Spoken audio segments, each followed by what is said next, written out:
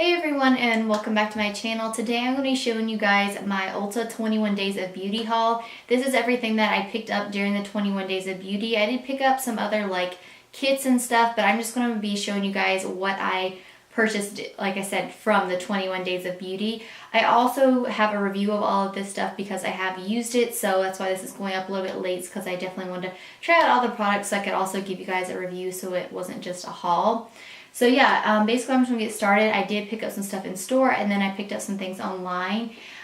This is in no particular order because I cannot find the magazine to like go through, but first is the Lorac blushes, and they just look like this. They just come in like a little box like this. I kept it so I could show you guys, but I did pick up 4, and first thing I'll talk about is the packaging. I really like it. I like how they also have like the color and the sticker on the back.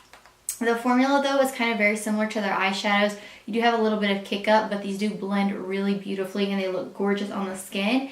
I like all the shades I got except for one, but I'll show close-ups of all of these so you guys can see. But the first one I got is Prism, which is just more of a kind of a deep peachy nude shade. It's really beautiful. And then the next shade that I got was Tinge, and these did look very similar online, but I find that they're very different on the skin because Tinge is just like a nude with a slight peach undertone. This is my favorite out of all of them. Where I'm losing my tan, this actually like fits me relatively well. So yeah, overall, like I said, definitely my 2 favorites. And then I got the shade Spectra, which is the one that I'm not too fond about. This is just like a kind of more of a hot pink shade, not like a super hot pink, but I don't really like it on my skin tone. This is probably a shade that I'll give away to my sister or something to see if she likes it. But yeah, just not a fan of that specific color. And then I've really been liking this shade right here. This is like a dusty rose shade. Again, it's just a really beautiful shade, especially for fall. I do really like the formula. These are really long wearing blushes, so I do really like those. And then I picked up again 2 of the highlighters, which I believe also, I think all of this was $11. Like, I might be wrong, like I said, because I can't find my magazine, but I'm pretty sure it was just $11. But I just picked up 2 shades because I do already had the 3rd shade. It's like a bronzy kind of shade, but I think they have 4, but the other one I was afraid to be too dark. But these are the 2 that I picked up during the 21 Days of Beauty. I picked up Starlight and Daylight, and a Starlight looks like this. Again, it's got the same packaging as the blushes. This is actually a little bit too light for my liking. It's like a white gold, but when I wear this, it kind of just looks like a white gold strip on my face. It's a little bit, I feel like, too light for me right now because I do still have somewhat of a tan, but it is fading. But yeah, so overall, I'm just not, again, a super huge fan of this one on my skin tone. But I do really love this shade right here, which is Daylight. And this, it kind of almost reminds me of Champagne Pop, except it's not as peach, but it is like a beautiful golden peach shade. Something I do want to like say about this formula though is I don't think that these are the most intense highlighters, which I kind of like because honestly, I haven't been into wearing too much highlighter here recently. But I do like these. They're really natural. This is something that I could see like somebody reaching for, like that's just getting into highlighters and doesn't want something like as intense as like the Becca highlighters or something. But I do really like these. If I do want them to be a little bit more intense, I'll just wet my brush and then they work fine that way. But I find that, like I said, they're not the most intense products out there. Then this next one is the Lorac Pro Contour Kit, and this was a Platinum Perk, I believe. And I have been eyeing this kit for, I'd say, almost like 3 or 4 months, and I'm just like, I don't really need another contour kit. I have so many other shades. I was like, I have the Anastasia one I never use. I have the Kat Von D one and I never use it. But I'm so glad that they had this because I think it was like $27. But yeah, so it just looks like this. It comes with a brush, which I haven't really used, but I have used these 2 shades right here, which is Beige Light and Light Contour, and I freaking love this. This is like the perfect contour shade. Like, I love my Catrice contour shade in Ashy Radiance because it's like the perfect shade for my skin tone, but I think that this works even better. It looks even more natural. Just, again, I love this. And I love also how it does, again, have like a darker highlight and contour shade for other skin tones. I really like this medium contour shade. I actually use it as like a matte bronzer. This is the only shade I don't like, the shimmer highlight. It just looks really powdery and doesn't really look like anything on the skin.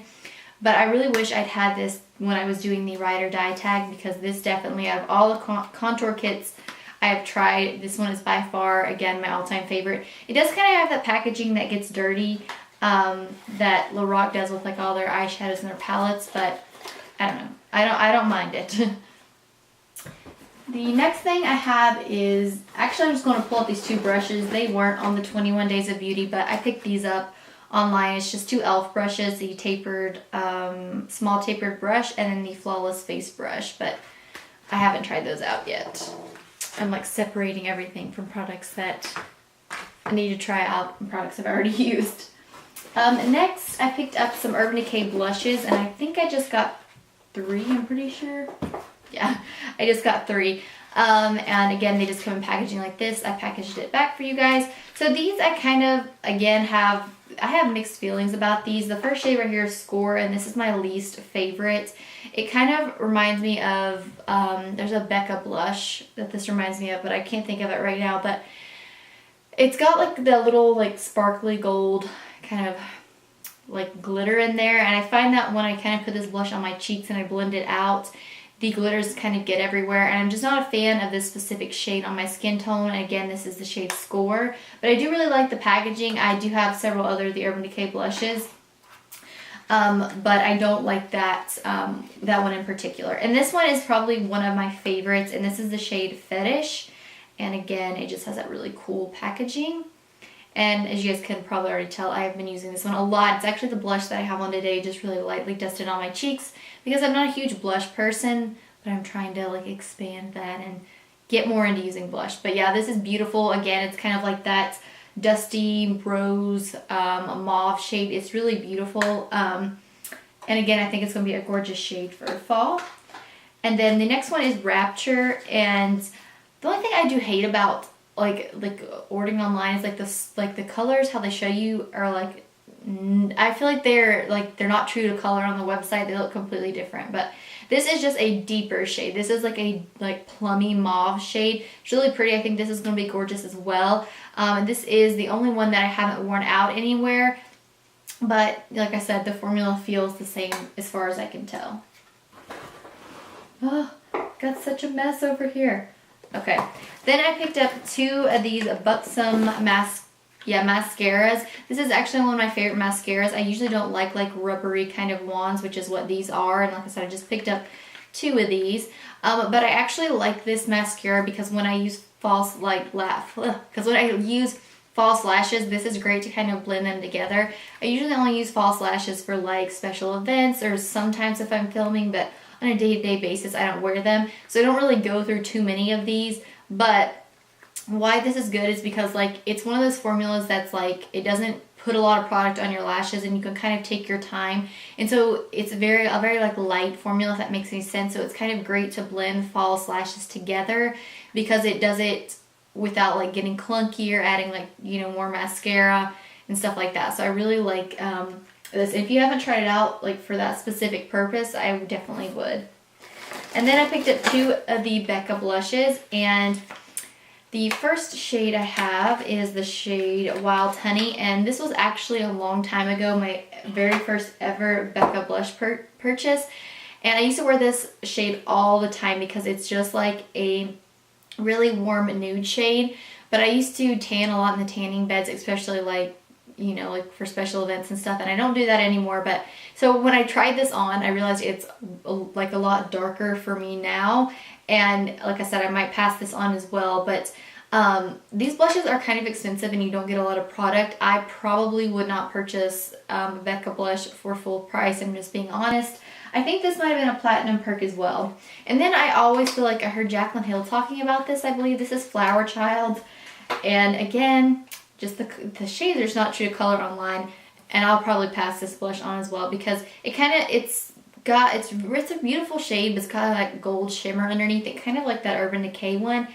And this one doesn't like put the gold glitter when I blend it out like all down my face or anything, but this one is, like I said, really beautiful. It's just a little bit, I feel like, too dark for my skin tone or for my preference. But I do like the formula of the Becca blushes. I do like the luminous ones better. These are the mineral blushes. And then I also picked up an Anastasia brow powder duo in, this is a dark brown. I have been using this as well.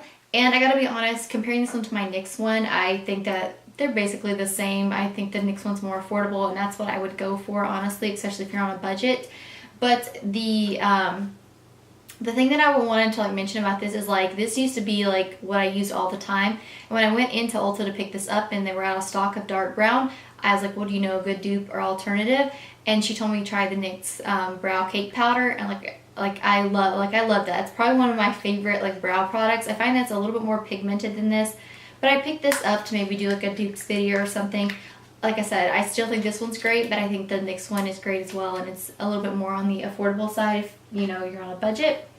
And then lastly, I picked up these Too Faced La Matte lipsticks, and honestly, I'm going to keep them in this packaging because I think that these little boxes, because I think the packaging is so beautiful and it's really pretty. So I have tried out their La Creams, I believe is... I think somebody just went at my driveway. So anyways, I have tried out the La Creams, and I'm not a fan of those. I think that you can get a more like affordable version and a more moisturizing like lip balm, because those kind of remind me of lip balm. You don't get a lot of color payoff or anything. So I would definitely maybe skip on those. And I gotta be honest, I don't like these either. I have worn just 2 of the shades because I don't like the formula. The shades that I have worn are, whoops, I'm just gonna go ahead and get them all out here. The shades that I worn was, When in Doubt and Hey Girl. Especially with Hey Girl, I have to make several, like go over my lips several times to get like enough pigmentation. And these do transfer really easy, and I find that I do really need to use a lip liner with these. And then When in Doubt is the other shade I got, which is like a nude shade. So overall, like I said, I don't particularly like the formula to these. Oh, and I did get Sorry Not Sorry. Like I said, I'll include close-ups so you guys can see all of this. But for me, definitely, I would maybe pass on these and try like their liquid lipsticks, like the new ones or the old ones, because I still like the old ones better than the new ones that come in like, the newest ones come in like the clear little bottles. But yeah, that's just my personal opinion. But yeah, so anyways guys, that is it for my Ulta 21 Days of Beauty haul. If there's any other products that you guys would like to see, or if you'd like to see a more in-depth review of these, just let me know. I do have a couple more like holiday kind of kits that come out, videos coming. If they're not already up, I've already done 2 for Buxom, and I have a Too Faced one and a Stilo one to still film and do for you guys. So yeah, anyways, thank you guys so much for watching.